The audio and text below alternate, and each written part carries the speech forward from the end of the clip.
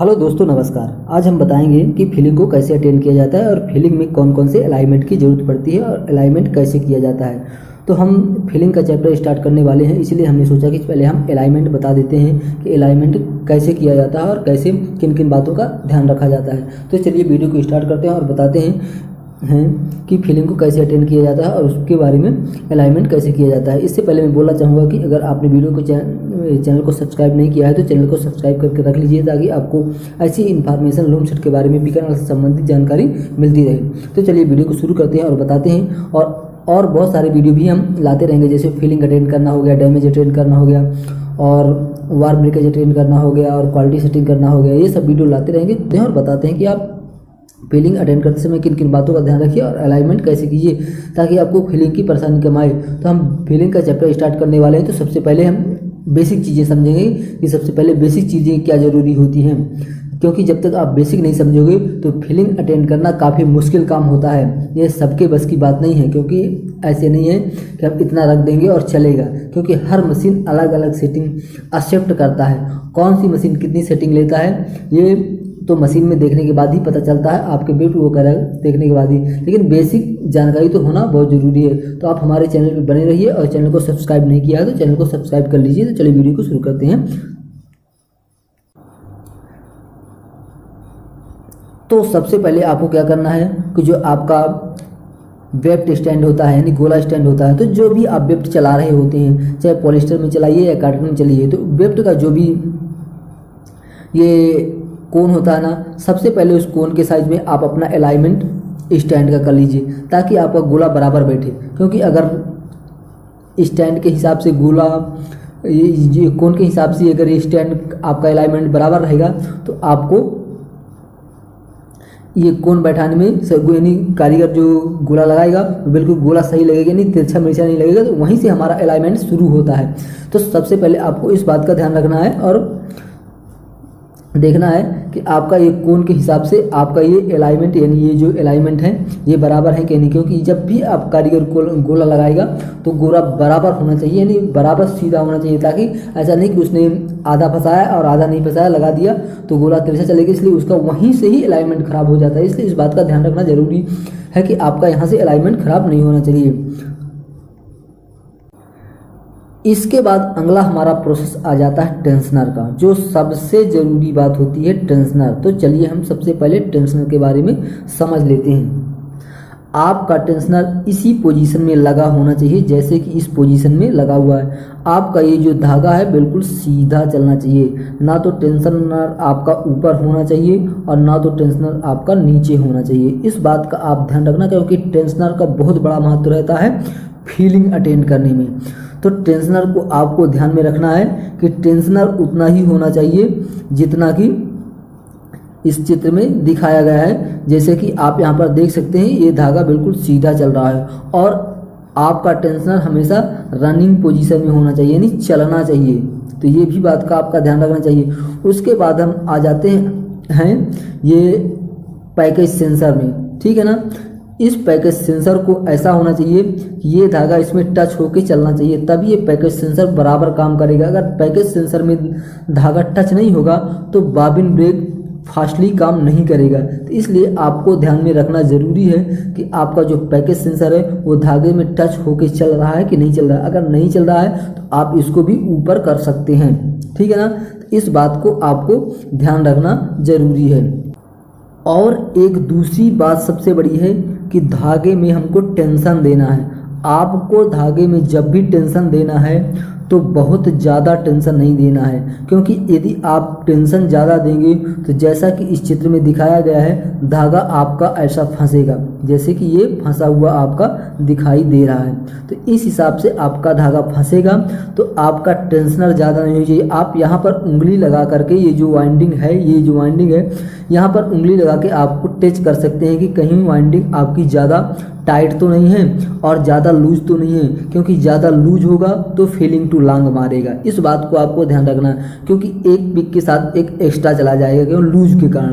तो इसलिए ये वाइंडिंग आपकी ज़्यादा लूज नहीं होनी चाहिए और ज़्यादा टाइट नहीं होनी चाहिए, क्योंकि ज़्यादा टाइट होगी तो आपका जब पिक छोड़ेगा तो वो ये इस तरह से कहीं ना कहीं वो पिक फंसेगा, या यहाँ फंस जाएगा, यहाँ पर कहीं भी फंस सकता है। तो इस बात का आपको ध्यान रखना है कि टेंशनर हमको उतना ही देना है कि इसमें खाली लपेटने के लिए, ताकि ना ढीला रहे और ना बहुत ही टाइट रहे, यानी अपने हिसाब से देख लेना है। इस बात का आपको ध्यान रखना है कि कितना टेंशनर देना है।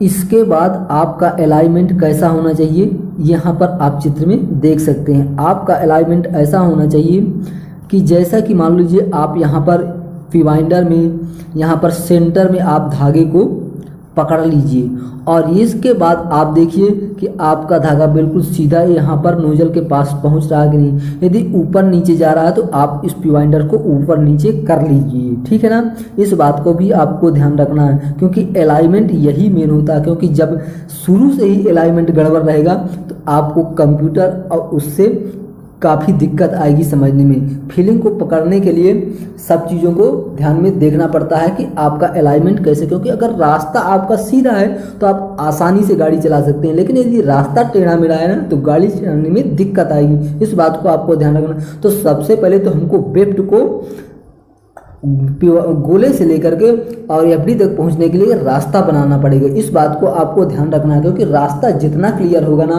फीलिंग अटेंड करने में उतनी ही सहूलियत होती है। तो इसलिए मैंने सोचा कि पहले मैं बेसिक बातें बता दूं आपको, तभी आप आगे बढ़ सकते हो और फीलिंग को पकड़ सकते हो।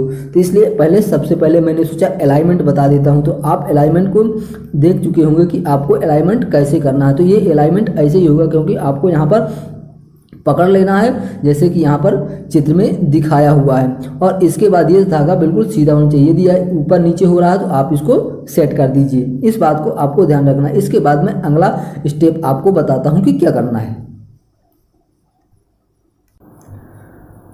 और एक बात का और ध्यान रखना कि फीलिंग अटेंड करने में इस जो बैलून ब्रेकर बना हुआ है, इस बात का आपको ध्यान रखना है। फीलिंग अटेंड करते समय ये जो आपका बैलून ब्रेकर है, ठीक है ना, ये बैलून ब्रेकर का काम क्या है, ये कैसे काम करता है। तो यहाँ पर जो वाइंडिंग आपकी रहती है पिवाइंडर में, ये वाइंडिंग जब छोड़ती है तो ये ऐसे घूमते घूमते आती है, ठीक है ना, और इसके बाद यहाँ जाती है। इसी को रोकने का काम ये करता है। इसका भी काफ़ी ज़्यादा महत्व है।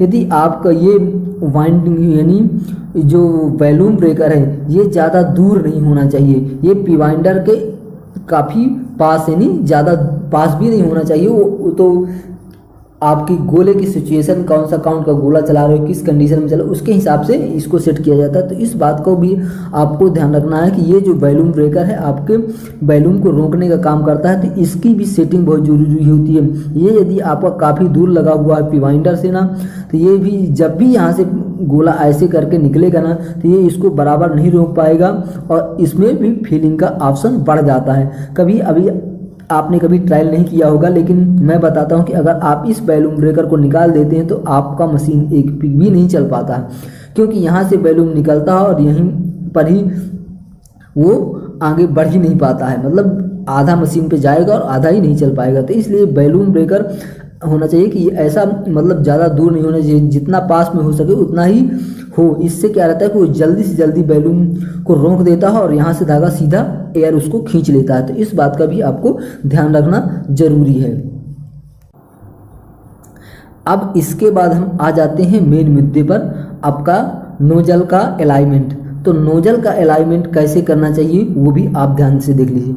सबसे पहले आपको मशीन को 80 डिग्री में खड़ा करना है, क्योंकि आपका जो पिक स्टार्ट होता है वो 70 और 90 95 के बीच में होता है, इसलिए उसको 80 में लिया जाता है। तो 80 डिग्री में आपको मशीन को खड़ा करना है। डिग्री तो आपको पता होगा, मैंने काफ़ी सारे ऑलरेडी वीडियो बना रखे हैं, अगर आप देखते होंगे तो आपको आधी कुछ जानकारी मिल गई होगी। तो सबसे पहले आपको मशीन को 80 डिग्री में खड़ा करना है। इसके बाद इस नोजल का अलाइनमेंट आपको ऐसे करना है कि ये जो धागा आपका जा रहा है ना, ये यहाँ पर जो नोजल का जो सिरा होता है, ये सिरा में बिल्कुल सेंटर में ही होना चाहिए, यानी आप इसको ऊपर नीचे जहाँ से धागा अलाइनमेंट आप कर रहे हैं तो इसको आप नोजल को खोल करके यहाँ पर खोल करके और इसको ऊपर नीचे आगे पीछे जैसा करिए ताकि आपका ये धागा यहाँ पर सेंटर में चले। यानी आप इसको नोजल को ज़्यादा ऊपर कर देंगे तो भी दिक्कत है, क्योंकि ऊपर करेंगे तो इसका प्रेशर इसका प्रेशर